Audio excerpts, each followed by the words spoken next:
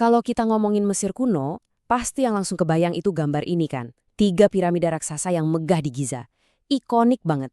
Tapi, gimana kalau saya bilang, gambar yang kita lihat ini, itu baru permukaannya aja? Di baliknya, ada cerita yang jauh lebih dalam, jauh lebih kompleks, dan jujur ya, jauh lebih keren dari yang kita bayangkan. Yuk, kita bedah bareng-bareng. Oke, pertama-tama biar kita kebayang seberapa tuanya bangunan ini. Kompleks piramida Giza itu dibangun sekitar 4.500 tahun yang lalu. Biar ada perbandingan nih, waktu piramida ini lagi dibangun, mamut berbulu itu ternyata masih ada loh, masih jalan-jalan di beberapa bagian bumi. Gila kan? Saking tuanya dari 7 keajaiban dunia kuno, cuma dia satu-satunya yang masih tegak berdiri sampai sekarang. Nah, disinilah pertanyaan besarnya muncul. Gimana kalau 3 piramida yang megah ini ternyata cuma awal dari sebuah cerita yang jauh lebih besar? Cuma puncak gunung es dari sesuatu yang jauh lebih masif. Dan yang seru, pemahaman kita soal ini tuh terus berkembang, bahkan sampai detik ini.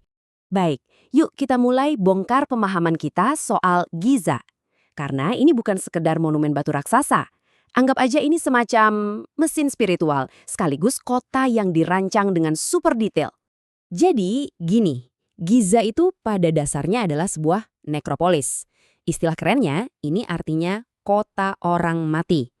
Jadi bukan cuma 3 piramida utama itu aja.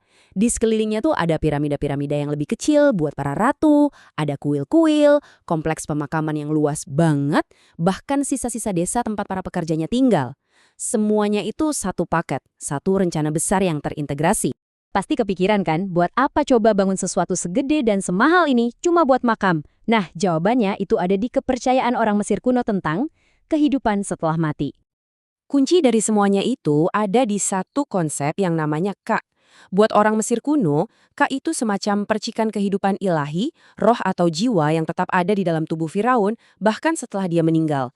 Jadi, menjaga jasad Firaun itu bukan cuma soal penghormatan, ini wajib hukumnya. Supaya si Firaun bisa lanjut ke alam baka dan menjalankan perannya menjaga keseimbangan alam semesta. Nah, disinilah piramida berperan sebagai semacam mesin menuju keabadian. Fungsinya ada 3. Pertama, jelas, jadi benteng super aman buat ngelindungin jasad Firaun yang sudah dimumikan. Kedua, jadi gudang raksasa buat nyimpen semua bekal yang dibutuhin di alam baka. Dan yang paling keren nih, bentuk piramida itu dipercaya sebagai simbol sinar matahari yang membatu. Jadi semacam tangga buat arwah Firaun naik dan bersatu lagi sama Dewa Matahari, Ra.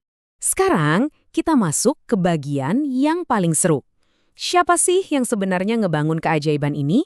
Siap-siap ya, karena di sini salah satu mitos paling terkenal dalam sejarah bakal kita runtuhin. Selama ini kan kita sering dengar kalau piramida dibangun oleh budak kan? Nah, ide ini tuh asalnya dari sejarawan Yunani kuno, Herodotus. Dia nulis katanya piramida agung dibangun sama 100.000 budak yang kerja rodi. Dan cerita inilah yang nempel di kepala kita selama ribuan tahun. Tapi, bukti arkeologi modern menceritakan sesuatu yang sama sekali beda. Ternyata, para pembangunnya itu bukan budak.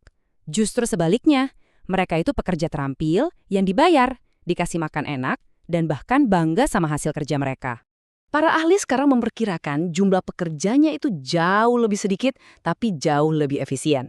Mungkin sekitar 20-30 ribu orang.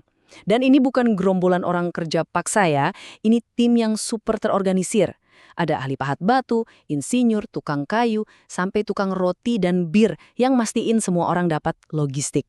Keren banget. Buktinya dari mana? Nah, ini dia. Arkeolog nemuin desa tempat para pekerja ini tinggal.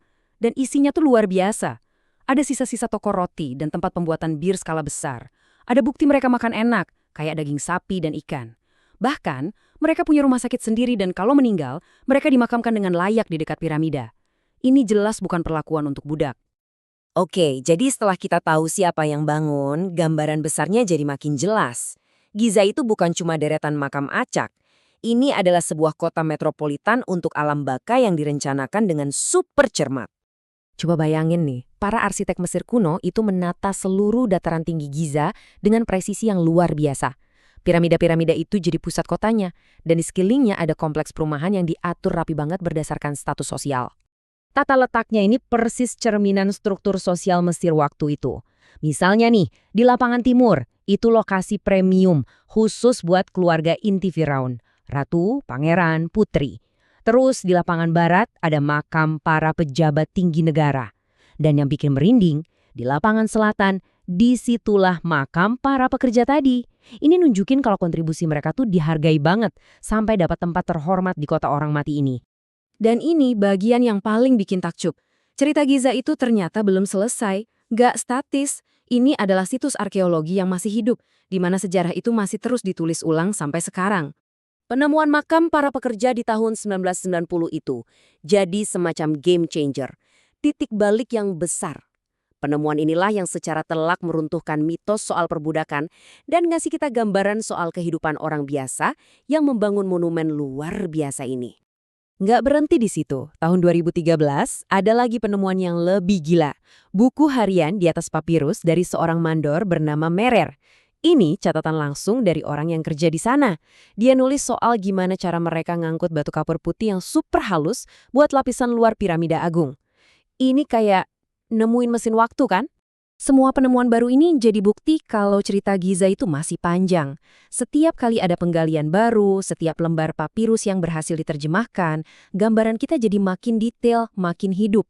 Ini ngingetin kita kalau situs kuno yang paling terkenal sekalipun ternyata masih nyimpen banyak banget rahasia. Jadi intinya begini, piramida Giza itu bukan cuma soal Firaun yang sudah tiada. Piramida ini adalah bukti dari sebuah peradaban yang super terorganisir, tenaga kerja yang dihargai, dan sebuah visi spiritual yang mendalam banget. Dan setiap penemuan baru membawa kita selangkah lebih dekat buat ngerti cerita utuhnya. Yang akhirnya bikin kita mikir, kira-kira keajaiban apa lagi ya yang masih terkubur di bawah sana, nunggu buat ditemuin?